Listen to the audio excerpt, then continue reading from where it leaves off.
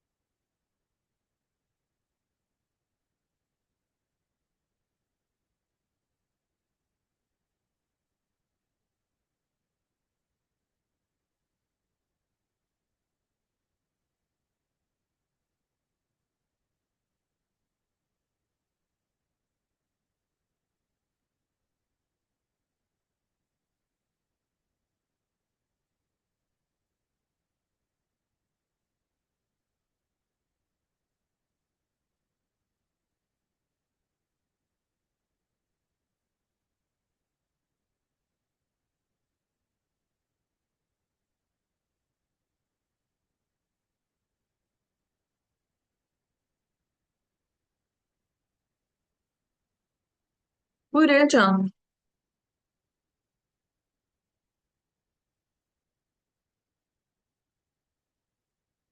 Ala bilmədin elə. Gəl baxaq. Deyir tam dolu diskdən 2 ədəd 3 megabaytlıq şəkil faylı, 5 ədəd 4 megabaytlıq video faylı və 3 ədəd eyni ölçülü mətn faylı. Bax, bir-bir yazıram. 2 ədəd 3 megabaytlıq şəkil faylı, şəkil. 5 ədəd 4 megabaytlıq video faylı. 3 ədəd eyni ölçülü mətn faylı, eyni ölçülü mətn faylı, bilmirik megabayt deyə yox, yeni yazdım. Bu da mətn faylı. Bax, bunlar deyir silinib. Silindikdən sonra 2 ədəd də əlavədən 2 vurulsun 4 megabaytlıq qrafik faylı yazılıb. Və diskdə 33 megabayt boş yer qalıb. Bax, diskdəki həcmimizi bilmirik. Diskimiz bu sanki bizim e, gəl elə disk çəkək. Tutaq ki, bax, bu bizim diskimizdir. Bu bizim diskimizdə tam doludur, içərisi doludur. Bu qədərən informasiya silinib. Bax, bu qədərən informasiya silinib. Hal-hazırda silinib, amma bura doludur. Bura doludur, bura boşdur. Silinən o deməkdir ki, tam dolu diskin elə silinən qədərən yeri boşdur. 2 megabaytlıq qrafik faylı bunun üzərinə yazılıbsa, bax yazılıbsa demək o deməkdir ki, bu boş olan yerdən Bunu çıxmalıyam ki, buradakı boş yeri tapım. Yəni əlavə etdiyim əslində boş yerdən çıxılmalıdır. Bir mətn faylının informasiya həcmini 1 megabaytla müəyyən eləyin. E, Gəl indi baxaq. Bax, 33 megabaytlıq boş yer qaldı. Demək o deməkdir ki, mən tam dolu diskdən, bax bu 33 megabaytlıq boş yerdən bunu çıxmalıyam. Üzərinə də gəlməliyəm. 2 vurulsun 4 megabaytı. Tam çünki boşda tamı qoymuşam qırağa. Əsasən boş yerə baxıram. Boş yerimiz bu qədərəndir. Boş yerimiz bu qədərəndir. E, və mən 33, həmin boş yer 33 megabaytdır. Mən 33 megabaytdan çıxacağam. 33 megabaytdan çıxıram. 2 vurulsun 3 megabayt. Üzərinə gəlirəm 5 vurulsun 4 megabayt. Üzərinə də gəlirəm 3 vurulsun x megabayt. Və çıxıram, daha sonra da üzərinə gəlirəm. 2 vurulsun 4 megabaytı. Cavab nə olacaq? Cavab olacaq 2, 3, 6. 6 ilə 20-nin 26 eləyir. 33 çıxılsın 26, çıxılsın 3, 2. Bir də 8, 2 ilə 4-ün 8. Deməli, cavab nə olacaq? Aslında bunu doğru yazmadıq. Bir dənə də baxacağım bircə saniyə. Çünki orada bərabərlik olmalıdır. Mən bu 33-ü bu tərəfə yazmalı idim bircə saniyə. Mən bunları toplamalıyam. 2 vurulsun 3, plus 5 vurulsun 4, plus 3 vurulsun 2. Boş yerdən çıxmalıyam 2 vurulsun 4-ü, yəni 8-i bərabər dalmalıyam 33 megabayt. 2, 3, 6, 6 ilə 20-nin 26, 26-nın üzərinə gəlirəm 3, 2, çıxıram 8-i, bərabərdə 33 alınır. 26-dan 8 çıxsam, nə alınır Elcan? Bu olacaq 41, düzdür. 41-dən də 26, 15 olacaq. 3, 2 bərabərdə 15, x də bərabər olacaq 5. 5 nəyi tapdıq biz? Biz tək bircə dənə mətn faylının həcmini tapdıq ki, 5 megabaytdır. 5 megabayt. Məndən nə istəyir? Bir mətn faylının elə həcmini istəyir, elə 5 olaraq götürəcəm. Bütöv mətn faylının həcmini istəsə 5-i 3-ə vurub 15 götürəcəm. Amma bir dənəni istədiyinə görə sadəcə olaraq 5 götürəcəm. Aydın olur Elcan? Hə Elcan, başa düşdün. Bu oldu belə. Sonra növbəti bax, gəl birinə də baxaq.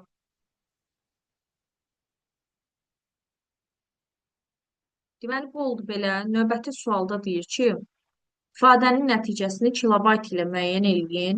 Bax, bu tiplər, bu tipdə deməli, ölçü vahidlərindən sırf bu tipdə düşür. İfadənin nəticəsini kilobayt ilə deyir, müəyyən edin. Kilobayt ilə müəyyən edin.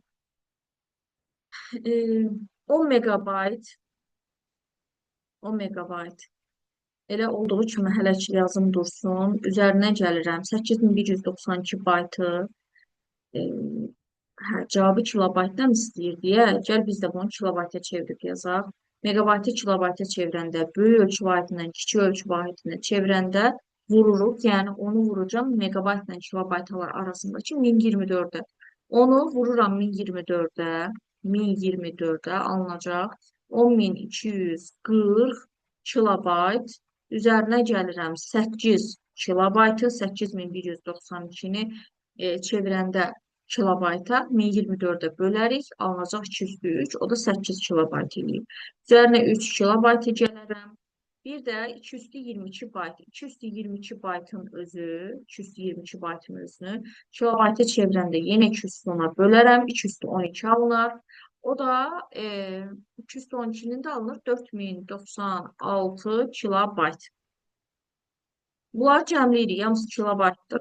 Bu eləyir 10248, 10251, 10251-in üzərinə gələcəm. 4096-nı 7, 4, 3, 4, 1. 14347 cavabı alınır. Elcan aydın olur. Elə bilirəm ki, sən bunlarda çətinliyin yoxdur. bildin. Ölçü vahidlərlə düşəndə, yəni bu şəkildə düşür. Daha sonra gəl baxaq, biz deməli nəyə baxırıq? Biz bu ölçü vahidləri, bir də var mətnlərin kodlaşdırılması, qrafik həcmin kodlaşdırılması, var video həcmin kodlaşdırılması. Mətnləri kodlaşdırmaq üçün əlifbaları bilməliyik. Oradakı əlifbalarımız ASCII əlifbası idi, bir də Unicode əlifbası idi. Unicode əlifbaları idi. ASCII əlifbasında bir simvolumuz bizim 1 baytdır. Unicode-da bizim bir simvolumuz 2 bayt olaraq götürülür və standartdan kənar əlifbalarımız da var idi ki, hansı ki 32 simvollu əlifba, 64 simvollu, 128 simvollu əlifbalarımız var idi və deməli, ASCII simvol əlifbasında deyirik, bir simvolumuz 1 bayt və yaxud da 8 bit olaraq götürülür. 8 bit. Burada da bizim bir simvolumuz 16 bit olaraq götürülmüş olur. Deməli, nə olur? Qeyri-standart əlifbalarımız 128 simvollu əlifba ola bilər. 128 simvollu əlifbada bizim bir simvolumuz 7 bit eləyir.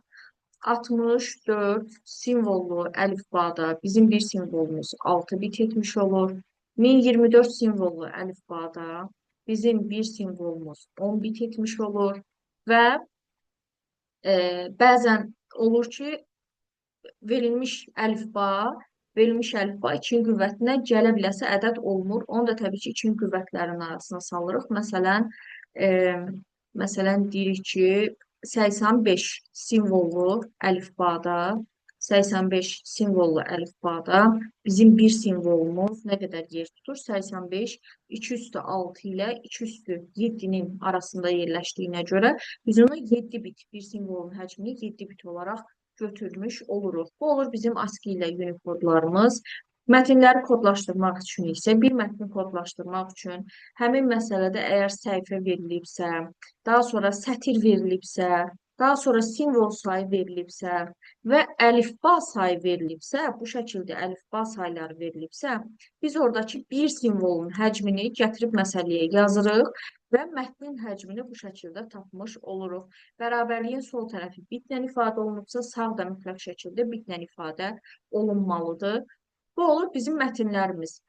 Qrafik informasiyanın həcminin tapılmasında isə, burada nətər sətir, səhifə, simvol olur. Bir dəftərdə, bir kitabda, bir jurnalda necə sətir olur, səhifə olursa, eyni ilə də qrafik həcmin tapılmasında da onun eninə uzunluğu olan piksellərin sayı olacaq. Yəni, emi vuracam enə və oradakı i bitə vuracam. I bit rəng çalarlarının sayı olacaq və o da bərabər olacaq həcmə. Bir qrafik informasiyanın həcmində mətnlərdə necə əlifbalar olursa, qrafik informasiyada da rəng çalarlar olur, rəng modelləri olur. RGB rəng modelində R qırmızını bildirir, green yaşılı bildirir, blue isə mavini bildirir.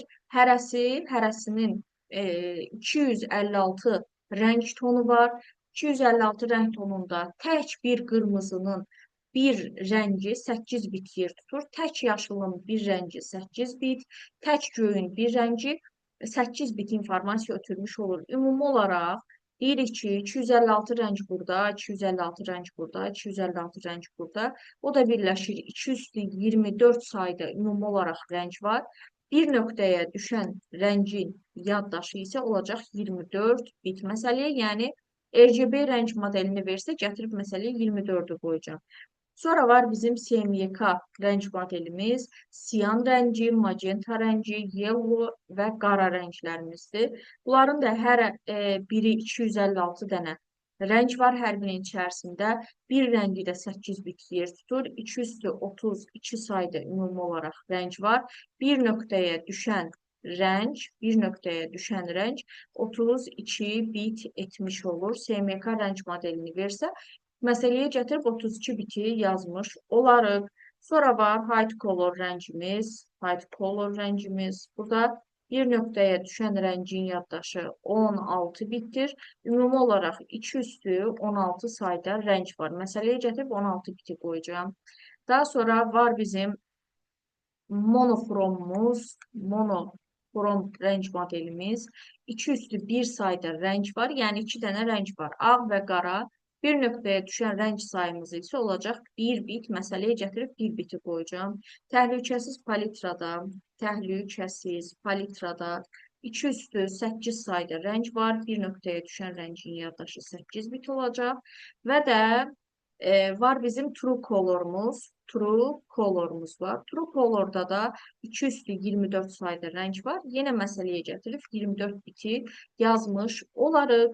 Bu oldu bizim tək bir dənə şəkildə, tək bir şəklin həcminin hesablanması bax bu düsturla hesablanmış olacaq. Desək ki, tutaq ki, 3 dənə şəkil var. Birini tapıb sonra 3-ə vurasınız.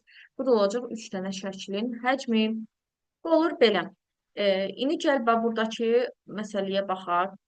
Bax buradakı məsələyə. Elcan. Buyur. Bax bu məsələnin içərisində veriləndə adətən bu cür verilir. Məsələnin içərisində həm mətin kodlaşdırılması var, həm də rəsm kodlaşdırılması var, qrafik kodlaşdırılması var. Ayrı-ayrı tapıb yəqin ki, sonra toplayırıq. Eşidirsən Elcan? Buyur, hesabla.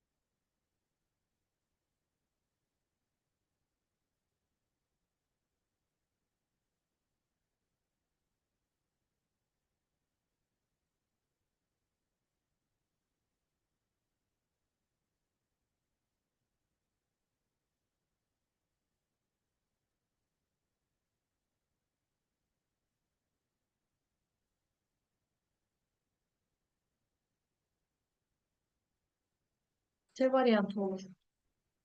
Gəl baxaq.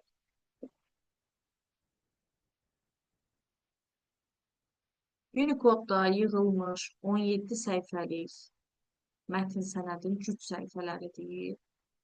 E, 17 səhifənin cüt səhifələri neçəsi cütdür Elcan? Neçəsini cüt götürmüsən? Bəli, 8 dənəsi cüt olacaq, 9-u isə tək olacaq. Ümumiyyətlə, ədəd təkdirsə əgər az olanı cüt olur, çox olanı isə tək olur. Məsəl üçün, nə deyək burada? 23 deyirəm. 23-ün neçəsi tək, neçəsi cüt olar? Hı -hı.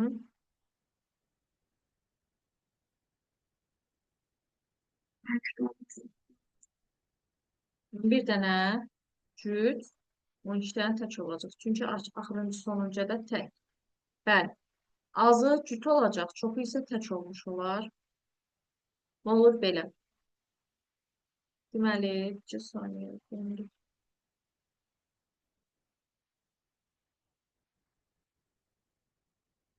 döndür, döndür.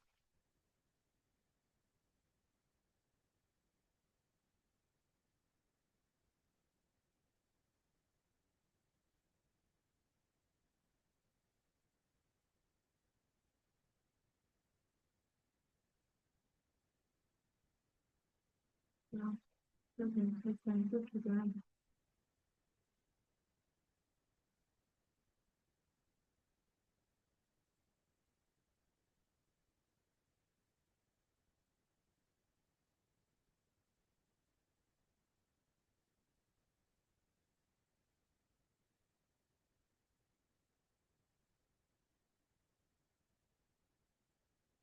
45 olsun bura.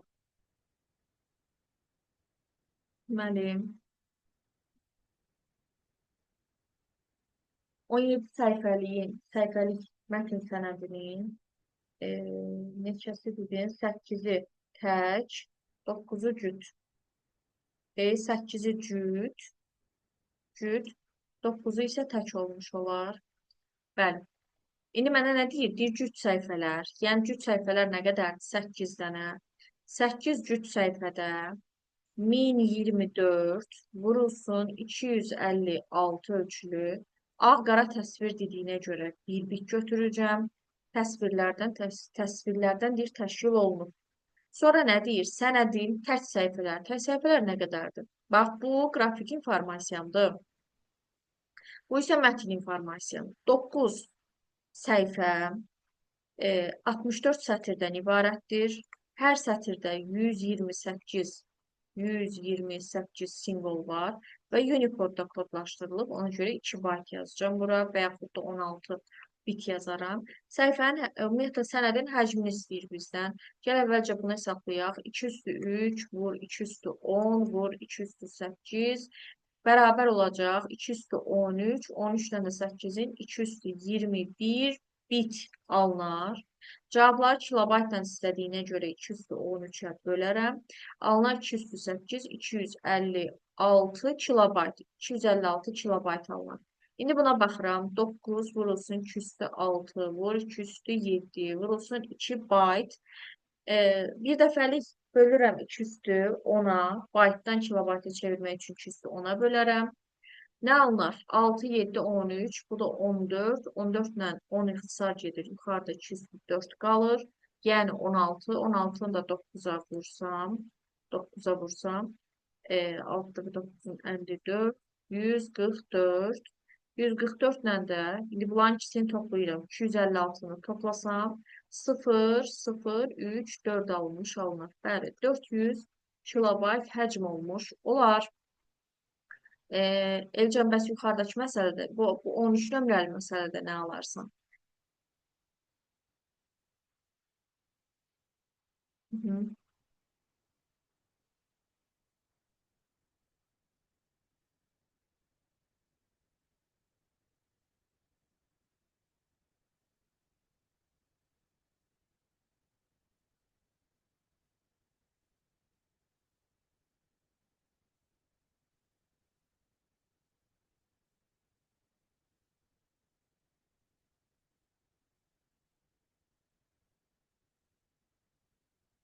160 megabayt.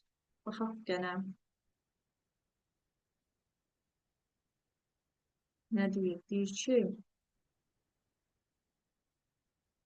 256 simvollu əlifba ilə yazılmış mətn yaddaşda 128 megabayt yer tutur. 256 simvollu əlifbada bizim bir simvolumuz 8 bit yer tutar. 8 sanki bir tənasüb qururuq. 8 bitsə qarşısından həcmini 128 megabayt yazırıq. 8 bitə 128 megabayt yazırıq. İ bitlərlə həcm düz mütənasib olduğuna görə. Əgər bu mətin 1024 simvollu sistemə çevrilərsə, 1024 simvollu sistemdə də bizim bir simvolumuz 10 bit yer tutur və bizim buradakı həcmimizi soruşur. H-ı tapmaq üçün kənar ədlərinin asılı orta ədlərinin həsilinə bərabərdir. Qaydasına əsaslanaraq onu 128-ə vurub 8-ə bölərəm. 2 üstü 7, 2 üstü 3, yuxarıda qalacaq 2 üstü 4, 16, 16-nı da ona vururam. 160 megabayt etmiş olar. Bəli. Bu olur belə. Daha sonra saniyə buradakı məsələlər də ölçü vahidləri ilə bağlıdır. Azalan sıra ilə düz. Elə bilirəm ki, bunlar çətin deyil. Elcan. 2047 bayt 1 kilobayta çox yaxın ədəddir. Bu 1 kilobaytdır, amma bu çox olacaq. Birinci, yəni 2-ni yazacağım, sonra 1-i yazacağım. 32-də 1 megabaytımızın 1 megabaytı da özünü kilobayta çevirmiş olsam, megabaytı kilobayta çevirəndə 1024-də vuraram, bölürəm 32-yə, 32-də 1-ə vururam yəni. 2 üstü 10, 2 üstü 5, 2 üstü 5 eləyəcək. 32 kilobayt da budur. Sonra yazacağım bura 32 kilobayt. Əvvəldən yazacağım ona görə 32 olduğuna görə. 211 bitin özünü kilobayta çevirəndə 213-ə bölərəm. Aşağıda qalacaq 2 üstü 2, 4, 1, 0,75 kilobayt. Ona görə də onu ən axırdan yazacağım, olacaq 4. Sən də məndən eyni fikirdəsən, Elcan. Hı?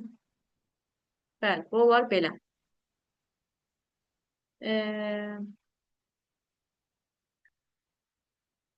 2047 baytın özünü kilobayta çevirəndə. Yox, səhv hesabladım. 2047 bayt özü böləndə Elcan, böləndə 1024-də 1,da nə qədər alınır? Yəni, ay sağ ol. Amma birdən çoxdur. Ona görə 2, sonra 1. Mən də belə yazmışdım. Bəli, 3, 2, 1, 4 olacaq. Bəli, yəni bu formada olar. 1 kilobaytdan çoxdur, 2047 bayt. Bunlar olur belə. Bu bizim olsun ölçü vahidlərimiz, ASCII Unicode-larımız, rəng çalarlarımız. Elcan, bir də nəyi xatırlamaq istəyirəm? Bizim, belə deyim, kompüter qrafikamız var idi. Kompüter qrafikası ibarət idi vektor qrafikasından, vektor bir də raster qrafikasından. Rasterda var idi. Orada 3 ölçülü qrafikada var idi. Sonra fraktal qrafikada var idi. Fraktal qrafikalarımız da var idi bizim. Vektor, əvvəlcə gəl elə rasterda baxaq. Raster qrafikasının əsas elementi pikseldir. Vektor qrafikasının əsas elementi xət sayılmış olur. Raster qrafikasının proqramları Photoshop idi. Daha sonra Paint, daha sonra içərisində Paint sözü, içərisində Photo sözü, içərisində Image sözü, içərisində Picture sözləri, Picture sözləri olan proqramların hamısı raster qrafikasına aid idi. Raster qrafikasının müsbət tərəfi odur ki, çox belə deyim, yüksək keyfiyyətli şəkillər yaratmaq olur. Mənfi cəhəti də o idi ki, həcmi böyükdür, həcmi çox olur. Bir yerdən digər yerə göndərmək uzun müddət vaxt alır, aparır. Bunlar onun mənfi cəhətləri sayılmış olur. Vektor qrafikasında da, məsəl üçün Corel Draw kimi, daha sonra Adobe Illustrator'u, Illustrator, e, free makromedianı göstərmək olar və s. Bir çox proqramları vektor qrafikasına nümunə göstərmək olar. Raster qrafikasında bir şəklin miqyasını böyütdükdə oradakı görüntü təhrif olunur, amma vektor qrafikasında görüntü təhrif olunmur. Bu onun müsbət tərəfidir, bu isə onun mənfi cəhəti sayılmış olur. Üç ölçülü qrafikaya nəyi nümunə gətirmək olar? Mən səhv etmirəmsə, onunla bağlı bir belə deyim, PDF-də atmışdım. Saniyə.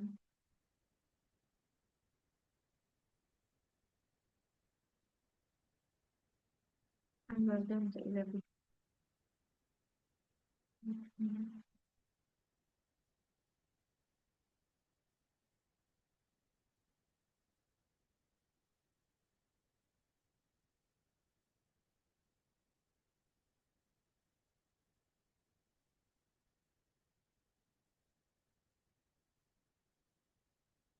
bax, bu şəkil formatlarıdır.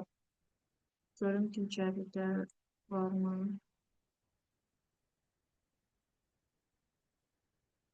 Bax, vektor qrafikasının primitivləri düz xətlər, qövslər, çevrələrdir. Üstünlükləri kifayət qədər mürəkkəb təsvir yaratmaq üçündür. Yaddaşa qənaət eləyir, ölçüsünün dəyişməsi keyfiyyətə təsir etmir. Emo etmək, göndərmək daha sürətlidir. Vektor qrafikasına istifadə olunan proqramlar CorelDRAW, Adobe Illustrator, Adobe Freehand, Inkscape, OpenOffice WorkDraw'dır, Schedule.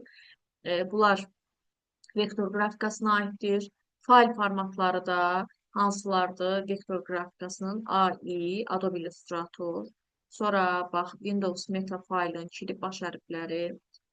Bunlar vektor qrafikasınınkidir. Üç ölçülü qrafika Google SketchUp üç ölçülüdür, amma Schedule vektor qrafikasına aiddir. Sonra rənglərin gerçək bir foto keyfiyyətində olması üçün ən az bit lazımdırsa 24 biti götürürük RGB-ni. Tamamlayıcı rənglərimiz bizim abı, sarı, sırğa çiçəyidir. SMYK rəng modelininkidir. Üç ölçülü qrafikanın yaradılması prosesi neçə mərhələdən ibarətdir? 3 mərhələdən ibarətdir. Modelləşdirmə, tərtibat, animasiya, bir də rendering olacaq. Tam rənglər hansı qrafikada istifadə olunur? RGB-dədir. Tamamlayıcı rənglər SMYK-dır. Tam rənglər RGB, tamamlayıcı rənglər çap işlər zamanı istifadə olunur. Bu oldu belə. Deməli, bunları çalışıram ki, bir də sənə də atım. Amma sən getməyəcəksən də. Yenə də sınaq atacağım da sən oradan baxarsan. Bax, Elcan, burada nə var? Kat sistemləri ilə bağlı raster qrafikasını axtardım. Raster qrafikasını tapmadım. Bəli. Bax, ilk qrafik proqram nə olmuşdur? SketchUp proqramı. Raster qrafikasında üstünlükləri, şəkillərin emalının əlverişli olması üstünlükləri, şəkillər üzərində dəyişiklik etmək olur. Minimum obyektiv piksel adlanır. Çatışmazlığı, bu növ şəkillərin ölçüsünün böyüdülməsi, keyfiyyəti kəskin şəkildə aşağı düşməsinə səbəb olur. Həcmin pikselin sayından asılı olaraq kifayət qədər çox olur. Raster proqramları Paint, Adobe Photoshop'dur, PhotoPaint'dir. Sonra Picture Publisher, Corel Photo Paint, əksəriyyətin içərisində görsən o Photo, Picture, Paint, Image sözləri var. Bu da bayaqki rəng modelləridir, qeyd eləmişdim mən də. Orijinal təsviri ayırd etmək DPI-lərlə, ekran təsvirləri PPI-dir, printer təsvirini ayırd etmək isə LPI-yə aiddir, bir düymdə olan xətlərin sayı. Vektor qrafikasının redaktorlarına minimal obyekt düz xət götürülür. Bunlar da proqramları hansılardır? Yenə eyni şəkildə fraktal qrafikada minimal obyektimiz riyazi düsturlardır. Əksəriyyət sözün tərkibində fraktal, məhz, matematika kimi sözlər ola bilər. Riyazi düsturlardan ibarət olduğuna görə bu olur belə. Elcan. Sonra raster üç ölçülü kat sistemlərində bilirik, mürəkkəb məsələlərin həllində istifadə olunur, fraktal, belə deyim, qrafika. Oldu belə. Sonra gəlirəm Elcan nəyə? Sonra gəlirəm aparat modelləşdirməyə. Modelləşdirməyə aid məsələn nəyi deyə bilərik? Modelləşdirmədə qraflar var da. Qraflar yəqin ki, Elcan çətin deyil. E, Sadəcə o olaraq ki, qraflardan nəyi yadımıza salaq? Ümumiyyətlə ekranda donub bunu dəqiqə.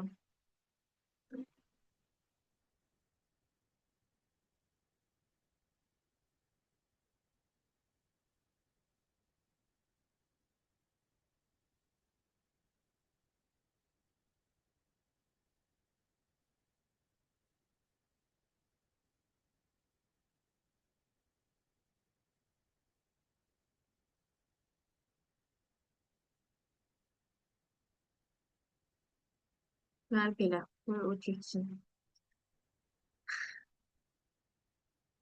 Qrafiki ilə bağlı, daha doğrusu modelləşdirmə ilə bağlı Elcan, nə kimi suallar düşə bilər? Modelləşdirmədə sadəcə bir qraf verilə bilər. Məsəl üçün A-dan B-yə, sonra A-dan C-yə, A-dan Y-yə belə bir qraflar verilə bilər. D olsun, buradan bura qədər. Sadəcə olaraq A-dan D-yə qədər olan müxtəlif yolların sayını soruşa bilər. Biz bunu bilirdik ki, A-dan B-yə bir yol var, A-dan G-yə bir, A-dan C-yə bir yol. B-yə gələn yol sayı nə qədərdirsə, B də oradan sonra özündən sonra o qədər yol ötürmüş olur. Yenə Y-yə gələn yol sayı görsən bir dənədir deyə, sırf üstündəki rəqəmlərə baxırdıq. Y-yə gələn yol sayı bir dənədir, Y də özü ilə bir ötürür. D-yə gələn yolların sayı 2-dir deyə, biz də bunu 2 götürürük. A-dan D-yə gələn yolların sayı olacaq 2. Və yaxud da model də düşə bilər. Belə deyim, məntiqi suallarımız var idi. Bilmirəm, onları xatırlayırsan ya yox. Bax, onlara baxaq. Qraflarla bağlı sualları. Məsələn, belə suallar düşə bilər. A təpəsindən F təpəsindən keçməyən müxtəlif yolların sayını tapın. A təpəsindən F təpəsinə, sonu F-dir. Sonuncusu F-dir. Başlanğıcı A-dır. A təpəsindən F təpəsinə, D təpəsindən keçməyən deyəndə D təpəsindən keçməyən bütün yolların sayını qabağına belə bağlayırsınız. D-dən çünki keçməyini istəmir. A-dan B-yə bir yol, A-dan Y-yə bir yol, B-yə gələn yol sayı 1, B də özü ilə hara getsə 1 ötürür, 1 ötürür, 1 ötürür. Daha sonra burada nədir? C-yə gələn yol sayı 1 dənədir deyə C də özü ilə hara getsə 1 ötürür. Sonra bu da 1, Y-yə gələn yolların sayı 1, 1, 1 olacaq. 3 dənə yol gəldiyinə görə Y də özü ilə hara getsə 3 ötürür. Burada da 1, burada 1. C-yə bir yol gəlir deyə o da 1 ötürür. F-ə gələn yolların sayı 4, 5 olmuş olacaq. Cavab olacaq və burada A variantı. Sonra qraflarla bağlı hansı tipdə məsələlər düşə bilər? Məsələlər düşər. Yəni çətin tipli məsələmiz var idi.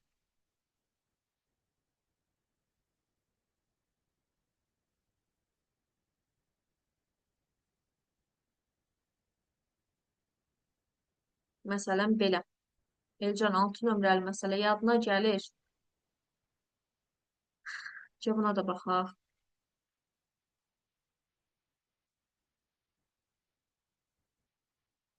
Hə, Elcan.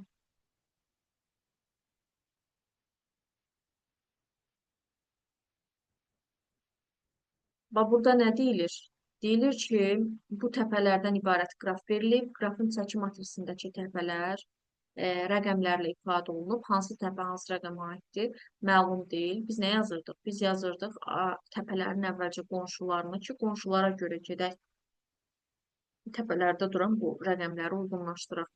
A təpəsinin qonşuları Y olacaq, C olacaq, D olacaq, B olacaq. Sonra B təpəsinin qonşuları olacaq A ilə D.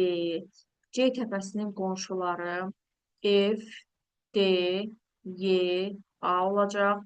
D təpəsinin qonşuları B, A, C. Sonra F təpəsinin qonşuları bir dənə C olacaq. A, B, C, D, F. A, B isə bir dənə Y var. Y təpəsinin qonşuları da A ilə C olar. F təpəsinin bir dənə qonşusu var. Mən də bir dənə olanı buradan götürürəm. Deməli, F bizim 4-dür. Nə ilə qonşudur? 5 ilə qonşudur. Tək bir dənə qonşusu C olduğuna görə 5-i də elə C götürəcəm. 5-ci təpəni də tapdıq burada C olaraq. Sonra C təpəsinin qonşularına baxıram. 5-in qonşuları görürəm ki, 4 dənədir. Deməli, nə olur? 2Y. 2Y olacaq. A ilə C ilə qonşu olduğuna görə deyirsən, elə? Bəli, 2 dənə qonşusu var. 2 olacaq Y. 2 olacaq Y. 2-ni tapırıq. Y. 2-ni tapıram Y. Onda 3 də olacaq A. Belə çıxır ki, elə? 3 də olacaq A. Çünki 2 bir Y ilə, bir A ilə bir C ilə qonşudur. C-ni biliriksə, 3 də olacaq A. 3-ü də tapdıq. 3-dən A, bəli, 2, Y tapdıq. Bir də nəyi tapdıq? C-ni tapdıq burada. C-ni tapdıq 5. Bir də nə olacaq? Birə nə dedin sən? A ilə C ilə qonşu olan. A ilə C ilə D olacaq. D yoxsa B?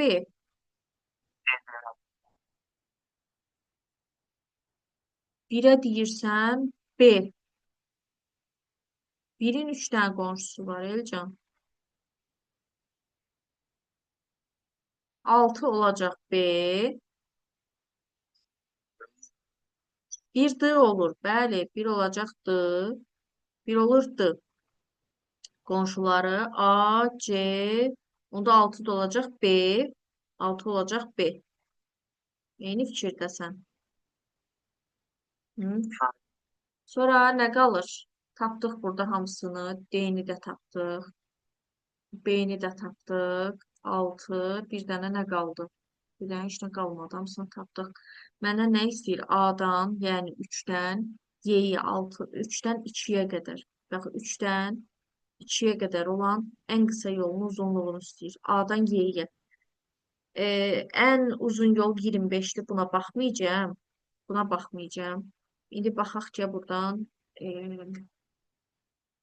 gəl nə yazacağım. 6-nı tapmışıq B. 5-ə yazmışıq C. 5 çıxdı. Sonra 4-ə tapmışıq F. 3 oldu nə? 3 oldu A. Bu da olur belə. 1-ə D, 2-yə Y, 3-ə A, 4-ə F, 5-ə C, 6-ya da B-dir. A-dan Y-yə. A-dan Y-yə nədir? A-dan Y-yə 25-dir. Y-dən C-yə, Y-dən C-yə 12-dir.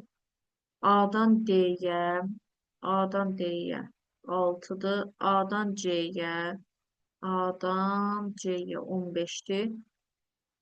A-dan B-yə, A-dan B-yə 10-dur. Sonra B-dən D-yə 6-dır. D-dən C-yə 5-dir. Sonra C-dən də F-ə 20-dir. C-dən də F-ə 20-dir. Məndən istəyir A-dan Y-yə ən qısa yol. 15, 12, 27-dir. Bu deyil. 6, 5, 11, 11 ilə 12-nin nə eləyir? 23. 11 ilə 12-nin 23 eləyir. Elə oldu da yəqin. Hardan nə tapdın?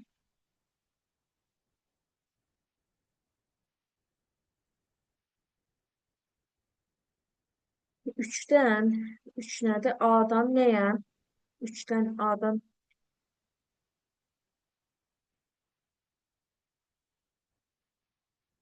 6, 5, 11. 11 ilə 12-nin axı 23 eləmir. 23 eləyir.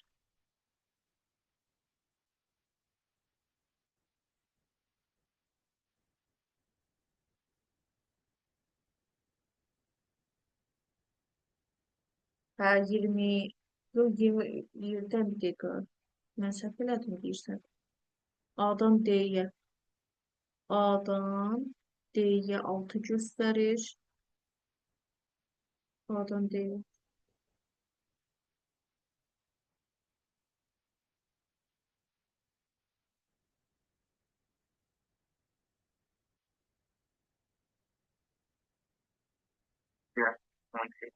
4 deyil bu.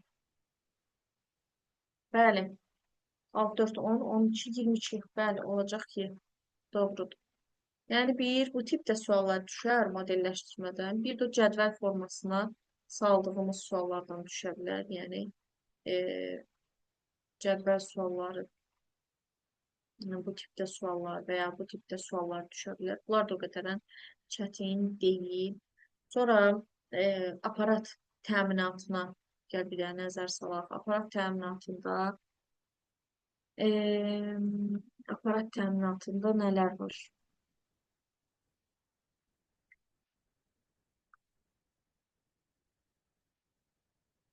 Bax, Elcan. Ki, bura baxaq. Aparat təminatında, bax, qida bloku. Deyir, kompüteri enerji ilə təmin edir və bütün qurğular arasındakı enerjini paylayır. Ana plata, ana lövhədir və yaxud da Moze board adlanır, sistem platası da adlanır. Üzərində nələr var? Üzərində BIOS var, səs, video, şəbəkə kartlar var, RAM var, əməli yaddaş, operativ müvəqqəti yaddaşdır bizim. CMOS var, konfigurasiya fayllarını saxlayırdı. Video adapter, ROM daimi yaddaşdır, keş yaddaş, şin, slot, chipset portlardır. Ümumi portlarımız yerləşir. Sual verə bilər ki, hansı port hansı işə yarayır? HDMI portu həm görüntünü ötürür, həm səs ötürür. VGA portu yalnız görüntünü ötürür. Sonra var orada bizim PC ikilərimiz, klaviatura və mausu qoşurdu. Sonra nə deyir burada? Bax, kontroller idarə qurğusu olub, giriş-çıxış qurğularını mərkəz prosesorla əlaqələndirir. Mikrosxemdir. Kontroller xarici qurğuların işini idarə edən elektron sxemdir, mikrosxemdir.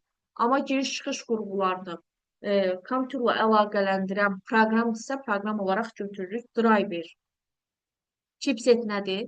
Chipset də idarə edir. Ana plat üzərində yerləşən bütün qurğular deyir, axınını bir-biri ilə əlaqəsini idarə etmiş olur. Chipset ana platada körpü rolunu oynamış olur. Portlardan da video kart, səs, portlar haqqında nə deyir? Ümumiyyətlə, mikroprosesorun xarici qurğularla informasiya mübadiləsini həyata keçirilir. Video kart adı üstündə görüntünün təmin eləyir, səs kartı səsi təmin eləyir, şəbəkə kartı internetlə əlaqələndirir. Sonra prosesoru dəfələrlə deməyimə baxmayaraq, prosesor deyən uşaqların ağlına yaddaş gəlir. Xeyr, prosesor emal qurğusudur, idarə etmə qurğusudur və hesab məntiq qurğusu sayılmış olur. İnsan beyni kimi düşünək. RAM yaddaş, əməli yaddaş, operativ yaddaş, müvəqqəti enerjidən asılı yaddaşdır. İnformasiya emal olunan zaman RAM-da yerləşir. Emal olunduqdan sonra da yaddaşda saxlanılır. Yəni, HDD yaddaşımızda saxlanılmış olur. ROM daimi yaddaşımızdır. Daimi yaddaşda BIOS proqramının 2 dənə qolu var. Post və boot prosesləridir. BIOS özü giriş-çıxış baza sistemi adlanmış olur. Daha sonra Elcan post testleme əməliyyatını yerinə yetirir. Boot isə deməli, əməliyyat sistemini xarici yaddaşdan əməli yaddaşa yükləyir. Yüklənməsində bax, CMOS isə kompüter tarix, saat və vaxtı deyir, yadda saxlamış. Olur belə Elcan. Daha sonra deməli, burada nələr var? Mən burada nələri yadda saxlamışam, mən çevirə bilmirəm.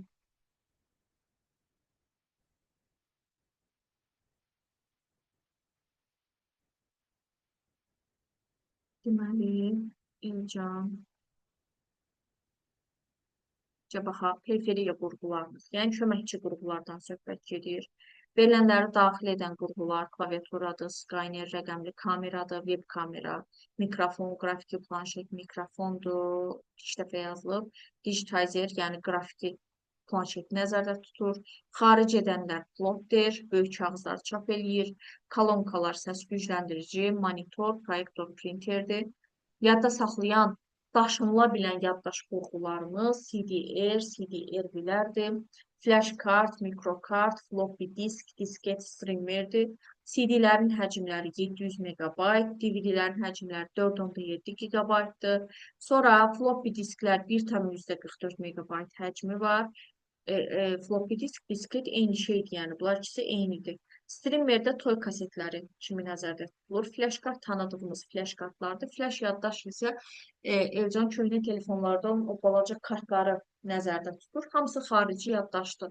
Həm daxil, həm xaric eləyənlər səs kartıdır. Həm səsi qəbul edir, həm də səsi ötürür. Modem həm analog siqnalları qəbul edir, rəqəmsalı ötürür. Şəbəkə kartı həmçinin touch screen monitor, sensorlu monitor, fax modem də yenə eyni şəkildə həm giriş, həm də çıxış qurğusu kimi sayılır. Kursoru idarə edən mouse'un növləri, biri trackballdur, touchpad, joystick, joypad, pen mouse, mouse, bax bunlar bizim mouse'larımızın növləri sayılmış olur. Daha sonra Elcan, burada nələr var idi?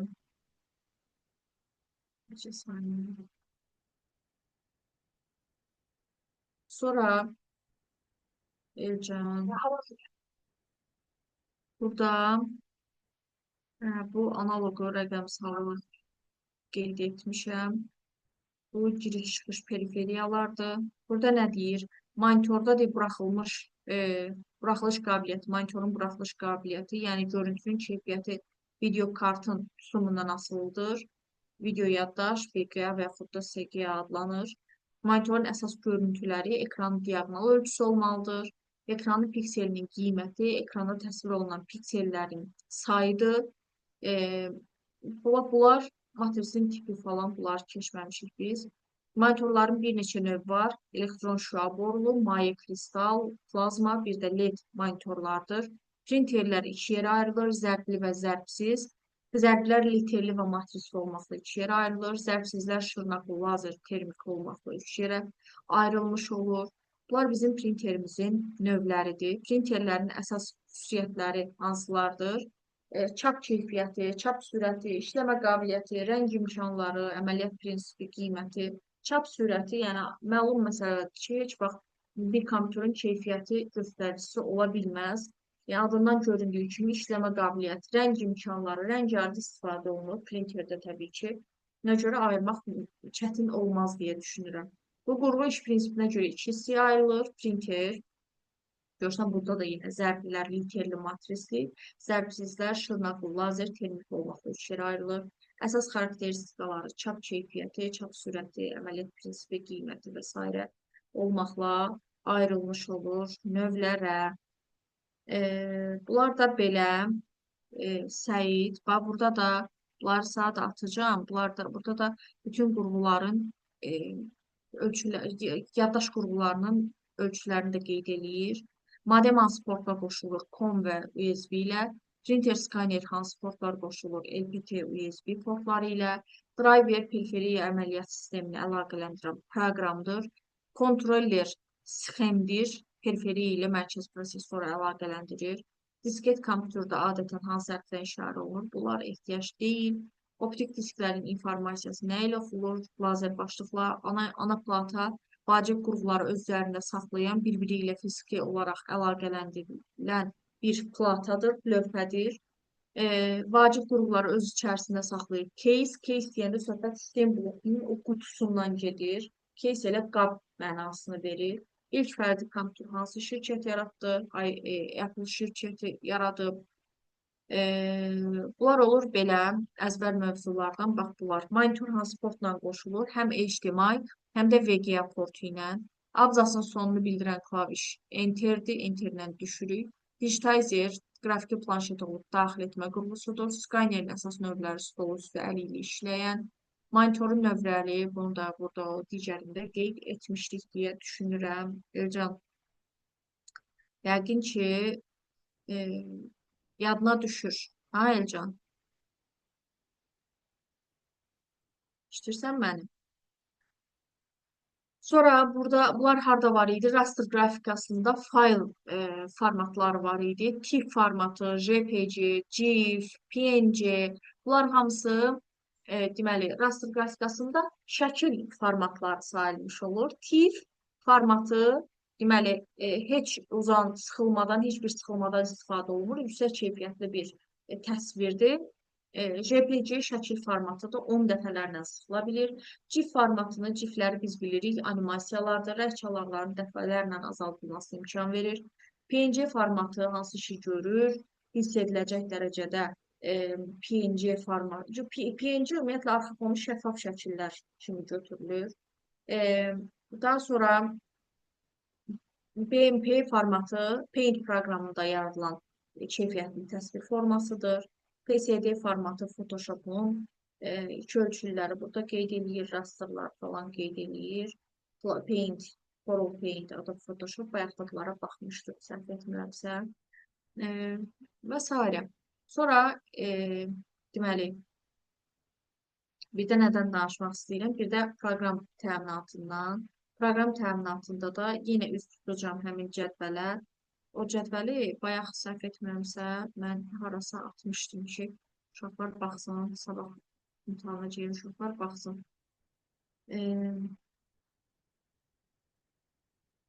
Buradaydı. Bəli. Əməliyyat sistemi. Ümumiyyətlə proqram təminatı 3 hissədən ibarətdir. Sistem proqram təminatı, tətbiqi proqram təminatı, bir də instrumental proqram təminatı. Sistem proqram təminatları hansı hissələrdən ibarətdir? 2 hissədən ibarətdir. Baza, bir də deməli, bir bazadan ibarətdir, bir də servisdən. Baza deyəndə söhbət əməliyyat sistemi, şəbəkə əməliyyat, örtüklərdən gedir. Əməliyyat sistemləri MS-DOS, Windows, Unix, MacOS, Linux bunlardır. Şəbəkə əməliyyat sistemləri Windows NT, Network, IBM LAN-dır, server, Linux öz görsən ki, tərkiblərində sırf şəbəkəni xatırladan hansısa bir ipuçları var. Örtük deyəndə ikisini yadında saxlasan kifayətdir. Windows Commander, Norton Commander. Digərləri də yadda qalandır. DOS Navigator, Xtreme Gold, PC Shell və s. Sonra antiviruslar, əksəriyyətin içərisində doktor sözü var, antivirus, anti sözü var, yəni. Norton antivirus, antivirus Kaspersky, Personal, Doktor Webdi, McAfee, VirusScan, Panda, Avira, Avast, bunlar antiviruslarımızdır. Viruslar 4 növə bölünür yaşayış mühitinə görə, yoluxdurma üsullarına görə, deskriptiv imkanlarına görə, alqoritmin xüsusiyyətlərinə görə. Utilitlərimiz müxtəlifdir. Defragmentir, açar söz optimallaşdırmaqdır. Açar söz səpələnmiş faylları bir araya gətirməkdir. Backup nüsxəsini çap eləyir, nüsxəsini, ehtiyat sürətini çıxardır. Çap edir, yox, çap edir, yadda saxlamayaq. Çıxardır sadəcə olaraq, köçürür. Scan disk, bad sektorları, pis sektorları axtarır. Drive space, diskin informasiya tutumunu artırır. Diskdəki informasiyanı sıxlaşdırır. Disk cleanup, lazım olmayan faylları tamamilə silir. File manager, fayllar haqqında ətraflı məlumat verən hissədir. Recover, system information, sistem haqqında məlumat verir. Bu da zibil qabında geri bərpa eləyir bir sözünə zibil qabına atdığımız hər hansısa bir faylları. Burada olmayan bir dənəsi Ctrl-Shift-Escape-dir, Task Manager-dir. Hansı ki, bayaq mən burada, həqiqətən də burada ilişib qalmışdı və mən onu heç bir şəkildə silə bilmirdim. Özünü də gördün. Bax, onu buradan heç bir şəkildə silə bilmədim. Üst tutdum Task Manager-ə. Task Manager asılıb qalan, silə bilmədiyimiz hər hansı proqramı üzərinə vururuq. End taskdan istifadə edirəm. Task tapşırıqdır. End həmin tapşırığı sonlandır mənasını verir. Arxivatorlar WinZip, WinRAR, Hamster, DTZip, WinArchive, PowerArchive və s. Bunlar arxivlərdir. Tətbiqi proqramlarda mətin redaktorları, elektron cədvəllər, qrafik redaktor, nəşriyyat sistemləri, lüğət, tərcümə bunlardır. Hansı ki, mətin redaktor deyəndə söhbət nədən gedir? Mətin redaktor deyəndə söhbət proqramların içərisində sırf belə deyim, hansı sözün içində Word sözü, Word sözü, Write sözü varsa, onları götürüb uyğunlaşdırırdıq biz. Mətn redaktorlarına WordPad, Notepad, Write, Lexicon, SheWrite, AmiPro və s. bunlar özün görsən, yadına düşsün bax bunlar. Elektron cədvəllər, Microsoft Excel, Lotus 1-2-3, Quattro Prodo, SuperCalc-dır. Əksəriyyətinin içərisində riyaziyyatla əlaqəli görsən sözlər var. Quattro hansısa dildə dörtlük mənasını verir. Səhv etmirəmsə, uşaqlar qeyd eləmişdi, Alman dili deyirsən. Qrafiki redaktorlar Paint, CorelDRAW-dur, Adobe Photoshop-dur, Adobe Illustrator, Macromedia Freehand-dir. Nəşriyyat sistemlərinin içərisində, proqramların içərisində ya səhifə söz olur, vərəq söz olur, ya da publisher xəbər, ya express xəbər. Publisher özünün nəşriyyat mənasını verir. İngilis dilində elə proqram adları elə ingilis dilindədir sanki, yəni verilir. Lüğət proqramları Oxford, Polyglot, L-dan tutursan orada, Cambridge Universitet adlarıdır, Style ABB Lingvo, yadımızda saxlayaq. Yəni, tərcümələrə də Dilmanc, Translate tam əzbər yadımızda qalsın. Prompt içərisində T hərfi var. T-dan tutaq ki, tərcüməyə aiddir. Mühasibə proqramları 1C Smart uyumdur. VBIS-lərin əksəriyyətinin içərisində baza sözü var, Foxbase, görürsən, Sybase, baza. Bir də əksəriyyəti S hərfi ilə qutalır. Progress, Access, Paradox, S, Ingress, S, Informix, S. Oracle-la Clipper'i-də dəfələrlə sınaqlarda təkrarlamışıq, yadımızda qalar elə bilirəm. Daha sonra inteqrallaşmış paketlər, bunlar önəmli deyil, artıq önəmli deyil. Usul yönlülər əksəriyyət riyazi məsələlərin həllində, riyazi və iqtisadi məsələlərin həllində istifadə olunduğuna görə əksəriyyətin tərkibində məhz riyaziyyat sözü var. MATLAB, matematika, statistika, TK Solver'dir, trigonometriya kimi yadımızda saxlayaq, əgər düşsə. Brauzerlərdə Internet Explorer, Google Chrome'dur, Opera, Mozilla, Safari, Solaris əməliyyat sistemidir, Safari isə brauzerdir. 2 dənə S hərfi ilə olanları qarışdırmayaq. Solaris əməliyyat sistemi, Safari brauzerdir, Maxstorm brauzerdir. Daha sonra Microsoft Edge brauzer gedir. Bunlara da ehtiyac yoxdur axırda olanlara. Daha sonra inteqrallaşmış proqramlar, instrumental proqramlarımız bizim zaten birini keçirik, HTML də keçirsik, tətbiqi və sistem proqramlarını yaratmaq üçün lazım olan proqramlaşdırma dilləridir. Ümumiyyətlə, proqramı tərcümə edən translyatordur, kompüter dilinə tərcümə edən. Translyatorun 2 növü var, kompilator və interpretator. Kompilator bütöv şəkildə tərcümə eləyir, interpretator tək-tək. C++, C diyezdir, sonra Pascal, C-nin özü, Assembler, Fortran, Python, Basic, bunlar hamısı proqramlaşdırmalar dilləridir. Assemblerlə AutoCAD aşağı səviyyəli proqramlaşdırma dilidir, qalan hamısı isə yuxarı səviyyəli proqramlaşdırma dilləri sayılmış olur, Elcan. Bir dənə ən sonuncu dərsimiz əməliyyat sistemi və klasterləri idi. Klasterlərlə bağlı nə deyə bilərəm Elcan? Ümumiyyətlə, əməliyyat sistemlərində oradan nə düşə bilər? Bir failin adında istifadə oluna bilməyən faillərin adı 2 hissədən ibarətdir. Ad hissə, bir də uzantı hissədən ibarət olur və yaxud da buna genişlənmə də deyilir. Genişlənmə hissəsindən ibarət olur. Ad hissəsində istifadə oluna bilməz ulduz, dırnaq,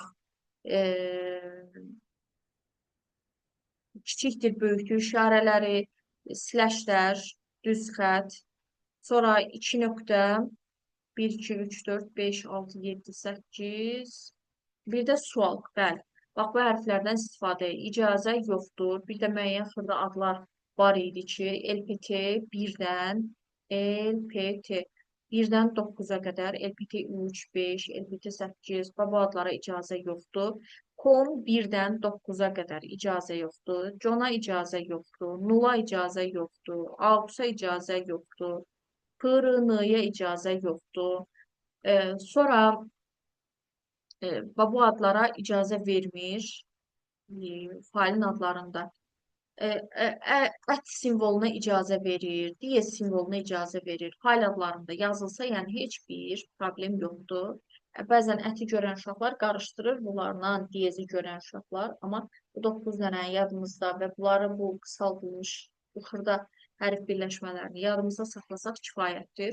Qovluqların adı bir hissədən ibarətdir, yalnız addan ibarətdir. Bir qovluğun içərisində n qədərən boş qovluq yaratmaq mümkündür. Qovluq yaddaşda yer tutmur, amma iç-içə qovluq, məsəl üçün bir qovluq yaratmışam, sonra onun içərisində bir qovluq, sonra onun içərisində bir qovluq, içərisində bir qovluq, hərəsini də ayrı-ayrı adlandırıram. Ad 1, tutaq ki, ad 2 qoymuşam, ad 3.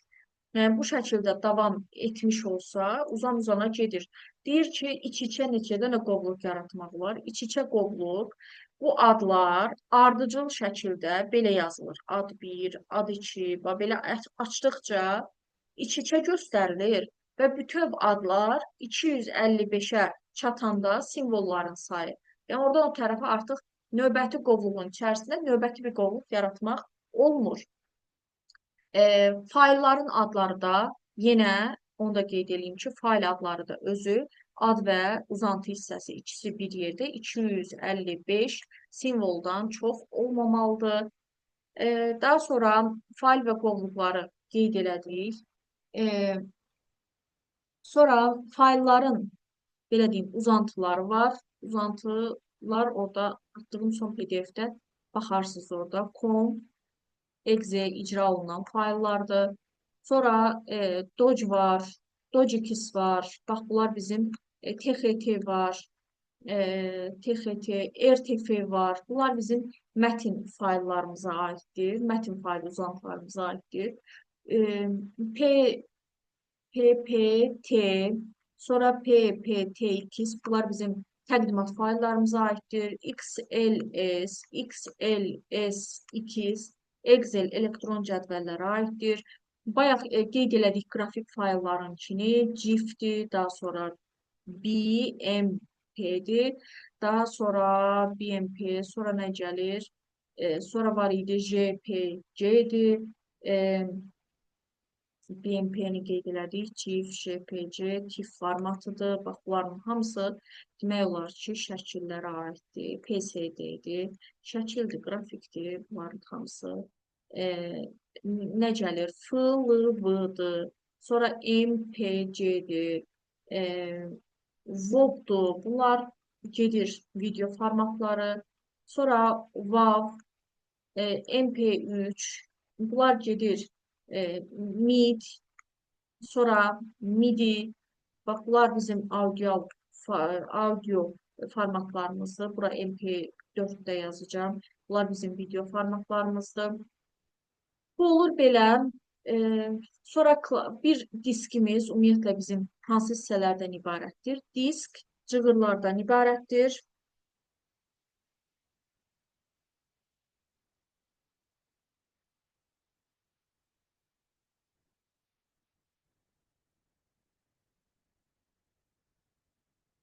Hə, disk bax bu şəkildə format olunan zaman diskin içərisində bu şəkildə cığırlar yaranır. Format prosesində cığırlar, indi səliqəsiz olsa da çəkəcəm. Bunlar cığırlardır. Daha sonra diskin içərisində bu şəkildə bölünmə ilə yaranır klasterlər. Burada göstərilən bu hissəciklər, bax bu hissəciklər və yaxud da burada göstərilən bu hissəcik və ya buradakı, bax, bunlar adlanır sektorların həcmi 512 baytdır. Cığırları bilirsən. Bir də bu pizza dilimi kimi olan yerlər adlanacaq. Bax, bu hissələr adlanacaq klasterlər. Bunlar da adlanır bütöv şəkildə klaster. Yəni, sektorlar yığılır, klasterlər yaratmış olur. Ən kiçik hissəciyimiz sektordur. Klasterlərdə fayl sistemlərinə görə bölünmüş olur. Fayl sistemlərinə görə həcmləri müxtəlif olur. Hansı fayl sistemləri var? FAT32, FAT 64, bir də NTFS fayl sistemləri var. Ona görə də fayl sistemlərinə görə klasterlərin həcmi 4 kilobayt ola bilər, 6 kilobayt ola bilər, 8 kilobayt ola bilər və s. Bu da olur belə. Daha sonra klasterlərin özünə məxsus xüsusiyyətlər var. Bir klaster, e, məsələn, deyirik ki, 19 kilobaytlıq bir faylımız var, bir fayl var. Deyir 4 kilobaytlıq klasterlərə yerləşib. Bir neçə klasterdən istifadə olunur. Neçə klasterdən istifadə olunur. Bunu tapmaq üçün 19-u, bax 19 4 kilobaytlıq klasterlərə bölərəm. 4-ü burada olar, 4-ü burada olar, 4-ü burada olar, 4-ü də burada olar. 4, 4, 4, 4, 16 və 3-ü də yerləşər burada. Bax, bunun içi 4 doludur, doludur, doludur, doludur. 3-ü də burada yerləşər. Əslində belə olur. Amma klasterin özünə məxsus xüsusiyyət odur ki, içərisinə az informasiyanı da qoysam, klaster özünü dolu kimi göstərir. Yəni, əslində burada 5 dənə klasterdən istifadə olunur. 5 klasterdən istifadə olunur və bu faylın diskdəki həcmi, hansı ki, söhbət diskin içindən gedir.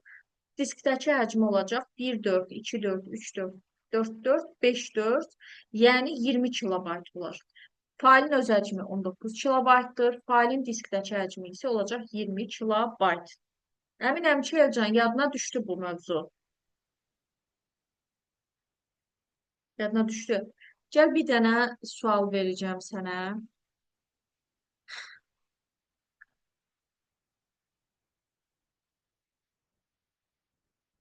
Məsələn, Elcan, 198 nömrəli məsələyə nə deyərsən?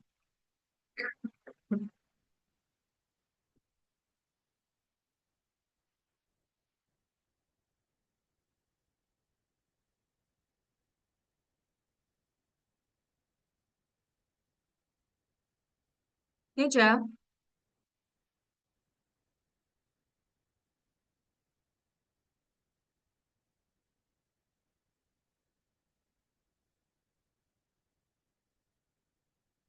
Aha, 36 kilobayt. Bəli. 35 kilobaytın özünü 4 kilobaytlıq klasterlərə bölərəm. Bax, bölürəm 4 kilobaytlığa. Alınacaq 8,7. Yəni 8-i tam dolu olur. 9-uncusu da yarımçıq olacaq. Mən o 9-cu yarımçığı da tam dolu 4 kilobayt kimi götürürəm. Yəni ona görə də klaster sayı neçədən olacaq? 9 dənə klaster olacaq. 9 dənə klaster və 9 klasterin təzdən vururam. Birin həcmi nə qədər? 4-ə. Diskdəki həcmi olacaq 36 kilobayt. Ona görə olacaq B variantı. 199-da nə alarsan Elcan?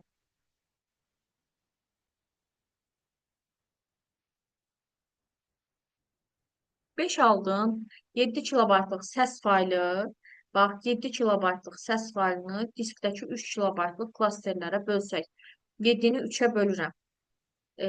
Bax 7 kilobaytlıq səs faylını diskdəki 3 kilobaytlıq. 3-ü burada yerləşir, 3-ü burada yerləşir, biri də burada yerləşər. Görsən 3 dənə klaster olur. Ona görə 7-ni bölsəm 3-ə, alınacaq 2,2 yuvarlaqlaşdırıb ona görə 3 dənə klaster götürürəm. 3 klaster. Təzdən 3 klasterin özünü də vursam bir klasterin həcminə diskdəki həcmi olacaq 9 kilobayt. Məndən sadəcə olaraq klasterin sayını istəyir. Yəni 7 kilobaytlıq bir faylda 3 klasterdən istifadə olunur. 5 kilobaytlıq bir faylı da biz neçə dənə klasterə yerləşdirərik? 1,10-da, bu da 2 olacaq. 1,2 olur. 1,6 olacaq. Yuvarlaqlaşdırıb götürəcəm. Yenə 2 dənə klaster. 2 klaster olmuş olar. 3,10-da 2 bunda cavab olacaq 5 klaster. 5 kilobaytlıq bir şəkil faylının diskdəki həcmi isə 2 klasterin özünü bir də təzən 3-ə vuracaq 6 kilobayt yer tutmuş olar. Səs faylı 9 kilobayt yer tutar. Şəkil faylı isə 6 kilobayt yer tutmuş olar. Yaxşı, birini də dinən Elcan. Məsələn, 169 nömrəli məsələdə nə alarsan?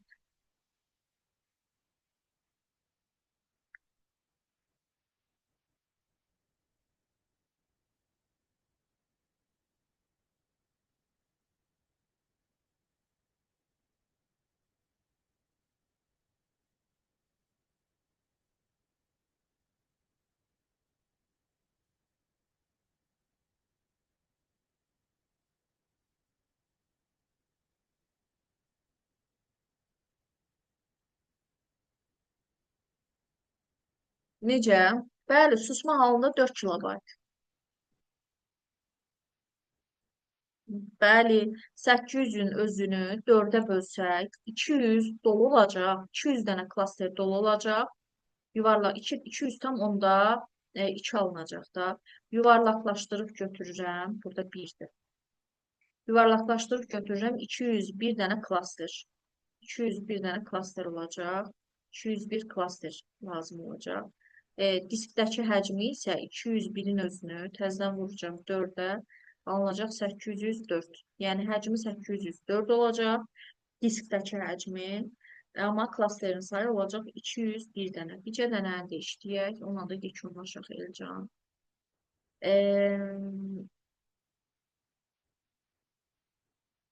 Bu nə olacaq?